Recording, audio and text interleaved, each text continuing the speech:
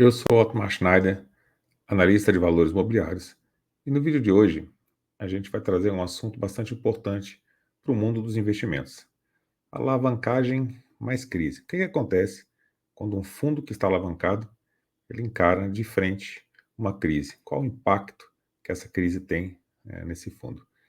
E a gente vai fazer isso com um estudo de caso. Se você gosta desse tipo de conteúdo, eu vou te convidar a assinar os meus relatórios de fundos imobiliários, de FIP e de FIINFRA. Você encontra os links para essas assinaturas aqui embaixo do nosso vídeo. Vamos lá para o nosso vídeo de hoje. O estudo de caso hoje vai ser com o RECT, o RECT 11, que é um fundo de lajes da REC.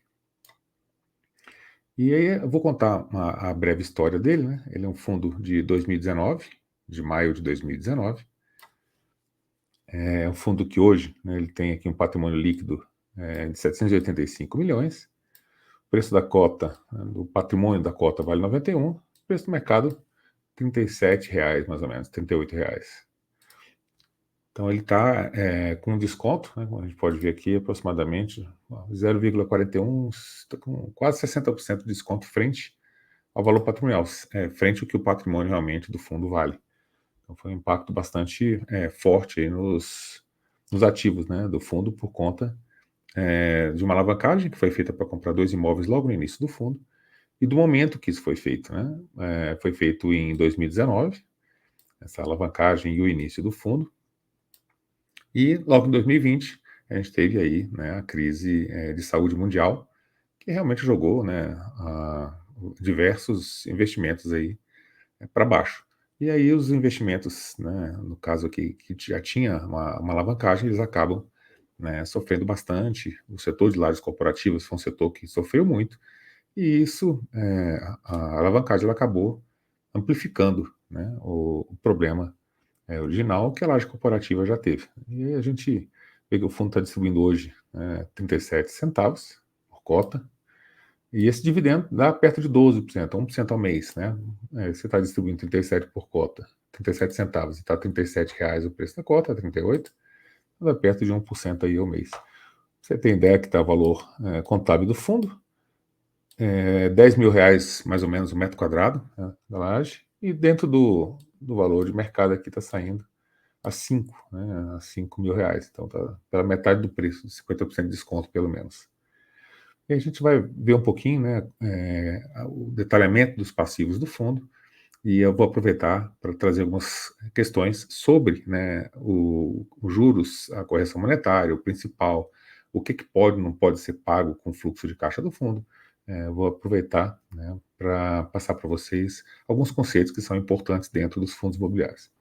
Então aqui é o detalhamento dos passivos do fundo. Os passivos do fundo, eles decorreram de aquisições que foi feita a prazo de 2 empreendimentos. Então, o primeiro foi o Barra da Tijuca, Barra da Tijuca Corporate no Rio de Janeiro, e o segundo, Evolution Corporate, lá em Barueri, São Paulo. Então, ambos estão com ocupação boa, até hoje, 90% acima, e a renda desses imóveis, ela é maior do que as parcelas mensais de pagamento das obrigações. Então, a ideia em si, ela é boa, você alavanca, pega um dinheiro emprestado, paga com o dinheiro dos aluguéis, você consegue pagar ali a alavancagem, o endividamento, e você, assim que tem um momento propício, você pode fazer uma emissão de cotas, ou então vender algum ativo e quitar essa dívida. Então, o saldo dessas obrigações, elas são normalmente divididas em 3 grupos, e aqui é importante vocês entenderem. A primeira parte é o principal, é a dívida propriamente dita, que é o valor original dessa obrigação. A segunda parte é a correção monetária, que é o IPCA+, e depois vem os juros acumulados. Então, a parte de principal, que é principal, é 129 milhões. Então, o fundo a gente viu que tem 780 milhões de valor de mercado, mais ou menos, Aqui em cima está 785 milhões de valor de mercado, tem 129 milhões aqui, aliás, não é valor de mercado, é valor patrimonial, 785 milhões de valor patrimonial, e o principal da dívida, 129 milhões. Quando você soma aqui com a correção monetária e os juros acumulados, dá 182 milhões.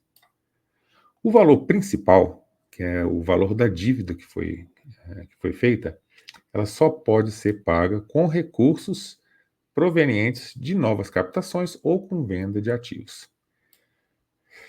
Isso aí uma coisa importante para ser entendida. Então, o principal, ele não pode ser pago com o fluxo de caixa do fundo. Por quê?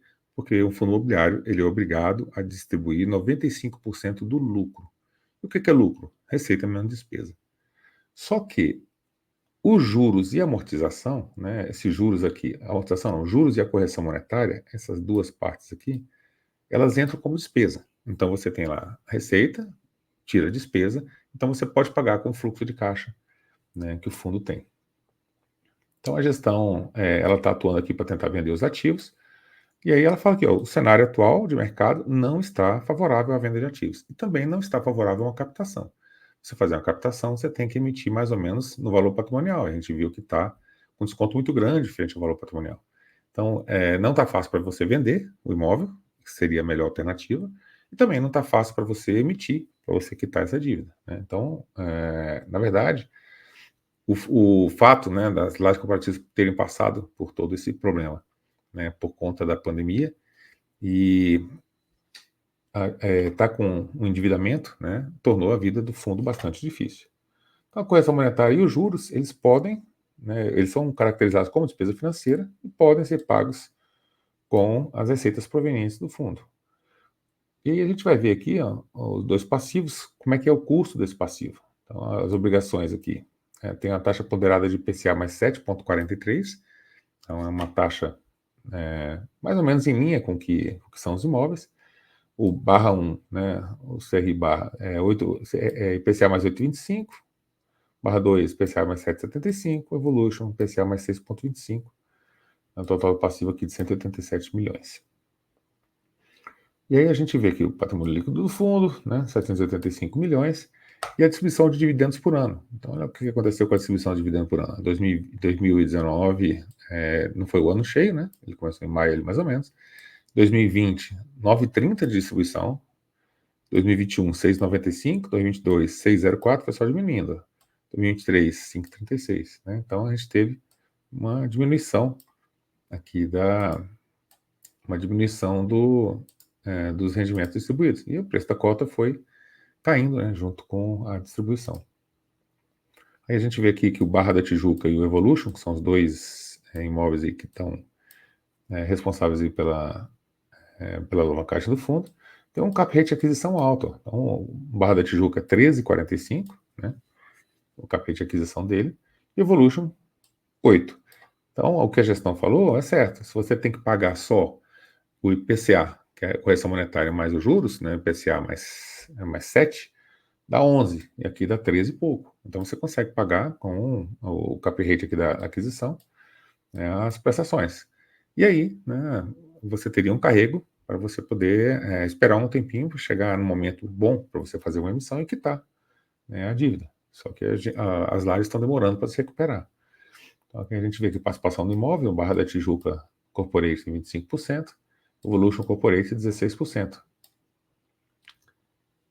E aí, o histórico do portfólio do fundo. A gente vê aqui que em 2019, né, foi começou aqui o fundo, logo de cara já comprou a Barra da Tijuca e o Evolution Corporation, né, logo aí no início, aqui antes de 2020, né, logo em 2019 ele comprou esses dois edifícios, né, já alavancado, e aí, né, o fundo foi crescendo e aconteceu, né, a Covid aí a partir de março de 2020, né, trazendo aí um grande problema para o fundo de uma forma geral. Então, quando você tem um endividamento, quando você tem uma alavancagem, você consegue trazer um retorno para o cotista por conta da diferença, né, de taxa de juros. Então, você compra algum prédio, alguma coisa muito interessante, você faz uma dívida e você consegue, né, um cap rate, alguma coisa maior do que o valor que é a dívida que você tem um carrego positivo, pagando correção monetária e juros, e assim que você pode, você vai, quita aquela dívida com uma emissão. O problema, né, é que a crise apareceu e pegou o fundo, né, endividado. e aí o preço dos ativos eles caem, né, as condições de mercado elas mudam, o preço do dinheiro fica mais caro, a taxa de juros foi para cima, e todos os fatores econômicos fizeram, né, com que o ativo hoje tivesse um desconto muito grande, né, reduzisse aí a distribuição do fundo e acontecesse, né, tudo que aconteceu aí. Esse exemplo, né, é para a gente ver que nesses momentos de crise aparecem grandes oportunidades. Então a pessoa que tem dinheiro na mão realmente, ela consegue comprar excelentes ativos. Então crises são momentos bons para você comprar. Agora quem está com ativo, né, na mão que você precisa vender, ou precisa fazer uma emissão, ou precisa realmente de dinheiro naqueles momentos, é muito mais complicado, né, para você levantar dinheiro para quitar uma dívida, porque os seus ativos eles não valem mais aquilo que você comprou lá atrás. A precificação deles é diferente porque as condições de mercado elas são completamente diferentes. Então a alavancagem ela é uma faca de dois gumes. Ela pode ser boa, pode trazer um resultado interessante, né, se for feita bem certinho e o momento da economia for favorável. Então você consegue bons resultados e alguns fundos, né, eles fazem alavancagem e deu certo, não deu problema. Outros fundos, infelizmente, acontecem problemas e aí, né, esses problemas eles acabam puxando o fundo bastante para baixo.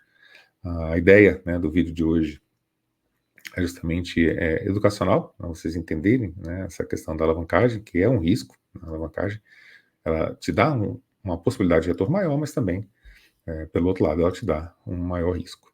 Então, quando você for analisar qualquer tipo de fundo imobiliário, é ter ciência, né, do nível de alavancagem que aquele fundo tem, como é que está a economia, essa coisa toda, para você conseguir avaliar melhor uma compra ou um investimento que você queira fazer. Então é isso que a gente tinha para o vídeo de hoje, espero que vocês tenham gostado do vídeo. Se gostou do vídeo, deixa seu like, se inscreve no canal, né, fala o que você acha, né, deixa um comentário aqui embaixo.